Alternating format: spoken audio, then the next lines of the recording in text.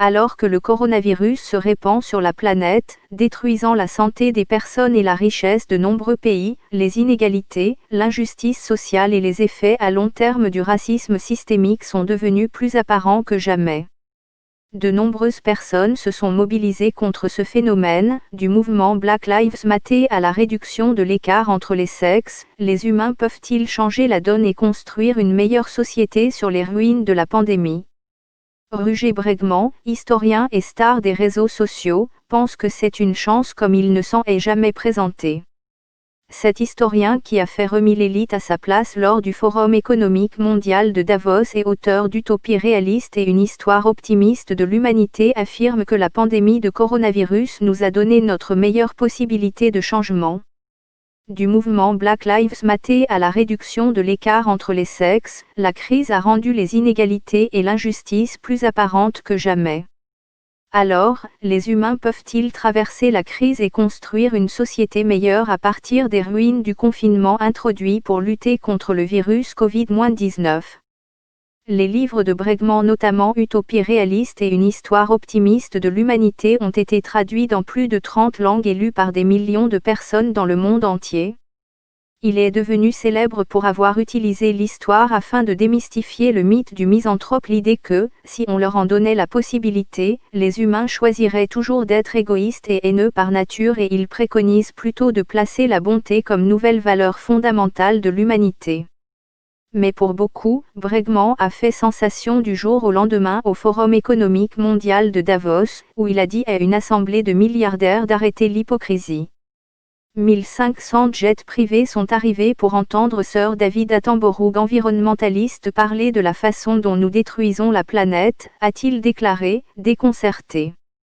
Il leur a dit de cesser de parler de stupides projets philanthropiques et de se concentrer sur la véritable question de l'évasion fiscale, et du fait que les riches ne paient pas leur juste part.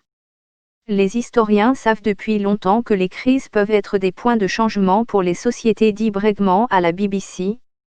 S'exprimant avec peu d'optimisme sur Zoom depuis sa maison aux Pays-Bas, il affirme qu'il est très facile d'imaginer comment la crise du coronavirus peut nous mener sur un chemin très sombre. L'histoire nous dit que les personnes au pouvoir ont tendance à profiter des crises.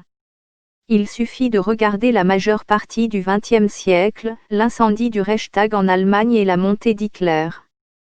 Pensez au 11 septembre, qui a donné lieu à 2 guerres illégales, puis à une surveillance massive des citoyens par le gouvernement, ajoute-t-il.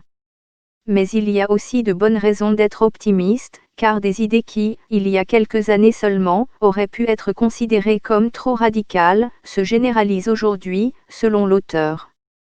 Des choses telles que des impôts plus élevés pour les riches, un nouveau pacte vert pour résoudre le changement climatique, ou l'introduction d'un revenu de base universel pour éradiquer la pauvreté il y a 5 ans, rien de tout cela n'aurait été à l'ordre du jour, dit-il, et pourtant maintenant les responsables politiques du monde entier en discutent. Bregman dit que c'est une sorte de paradoxe, mais souvent, lorsque nous pensons que les choses sont pires que jamais, c'est parce qu'elles ont déjà commencé à s'améliorer. L'inégalité, la pauvreté, le racisme, quand on voit l'indignation, c'est aussi quand on commence à voir des progrès, affirme-t-il.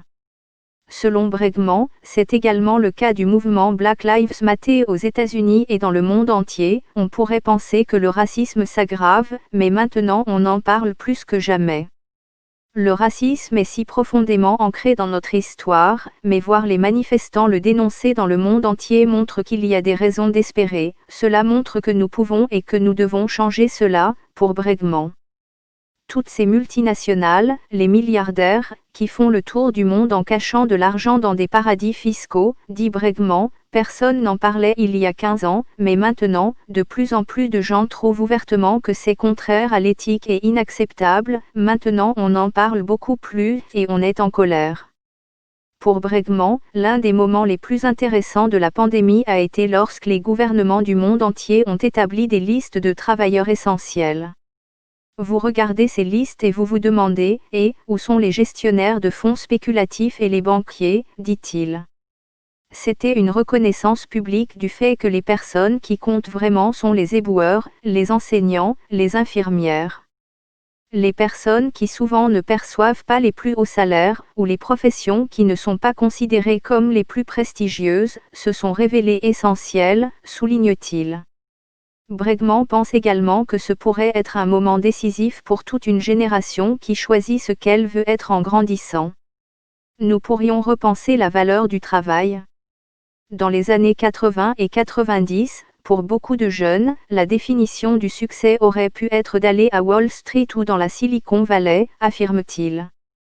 Mais aujourd'hui, les jeunes pensent peut-être que je veux faire un travail qui fait vraiment la différence. Je veux apporter quelque chose de valeur, selon l'auteur. Nous parlons ici de deux choses, la redistribution du respect et la redistribution des revenus. Et il y a autre chose, l'idée d'un revenu de base universel. Vous donnez à chacun une allocation mensuelle qui suffit à couvrir ses besoins fondamentaux en matière de nourriture, de logement et d'habillement, dit-il. Selon Bregman, ce serait le moyen le plus sûr de lutter contre l'inégalité, la pauvreté et l'instabilité de l'emploi.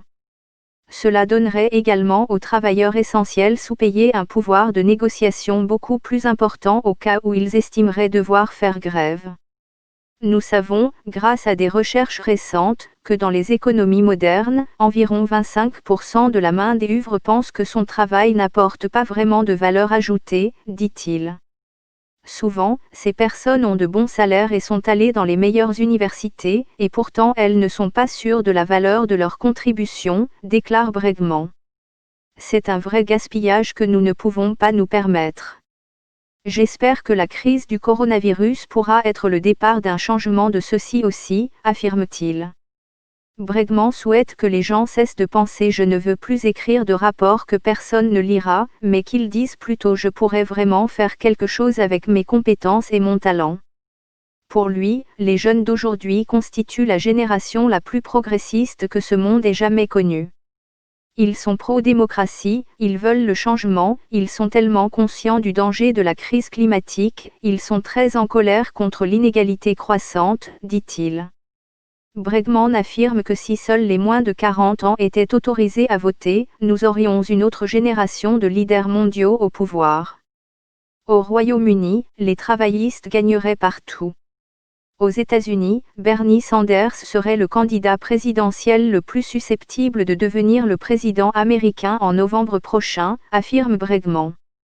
Que vous soyez de gauche ou de droite, c'est un fait, cette nouvelle génération arrive et elle va tout changer, dit-il. Ce qui motive la jeune génération, dit Bregman, c'est une réaction contre l'élite actuelle et son comportement intolérable. Les élites inventent des règles pour le reste du peuple, mais ces règles ne semblent pas s'appliquer à eux, dit-il. Il y a plusieurs exemples, dit Bregman, regardez ce qui s'est passé au Royaume-Uni avec Dominic Cumming, conseiller en chef du gouvernement. Il a clairement enfreint les règles de confinement. Mais malgré tout, il n'a pas démissionné. Il dit que l'une des choses les plus extraordinaires à propos des êtres humains est leur capacité à ressentir potentiellement de la honte. C'est quelque chose de très important pour maintenir nos sociétés unies. Nous sommes l'une des très rares espèces de tout le règne animal à avoir la capacité de rougir. C'est vraiment, vraiment important que nous puissions le faire, parce que cela nous aide à nous faire confiance et à coopérer, dit Bregman. Mais quand on y pense, à quand remonte la dernière fois que quelqu'un comme Boris Johnson au Royaume-Uni, Donald Trump aux États-Unis ou Bolsonaro au Brésil a rougi en public, demande Bregman. Je pense qu'il est très inquiétant que nous ayons construit ces systèmes politiques où nous permettons cette survie pour les sans-gêne. Nous ne sommes plus tout à fait en mesure de contrôler ceux qui sont au pouvoir, dit Bregman, il y a beaucoup de travail qui doit être fait dans cette sphère. Si Bregman devait donner des conseils à un jeune de 15 ans inquiet, ce serait tu n'as pas besoin d'être optimiste. L'optimisme est une forme de complaisance. Ce n'est clairement pas le cas, dit-il, il y a des choses vraiment, vraiment inquiétantes qui se passent, le changement climatique, l'extinction des espèces.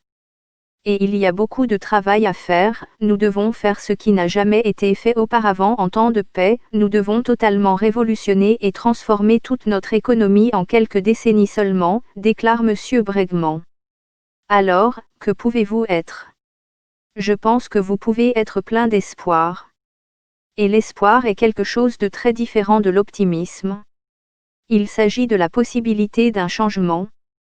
C'est ce qui vous pousse à agir et à faire partie de la solution, dit Bregman. Et il y a tant de raisons d'espérer, il suffit de regarder les 5 dernières années. Qu'avons-nous vu ? Nous avons vu le plus grand mouvement de justice climatique de l'histoire, lancé par une jeune Suédoise de 16 ans. Nous avons vu les énormes manifestations antiracistes aux États-Unis, les plus grandes que j'ai vues de toute ma vie, explique-t-il. L'esprit du temps est en train de changer et nous entrons dans une ère différente, tant au niveau de la science que de la société, dit-il.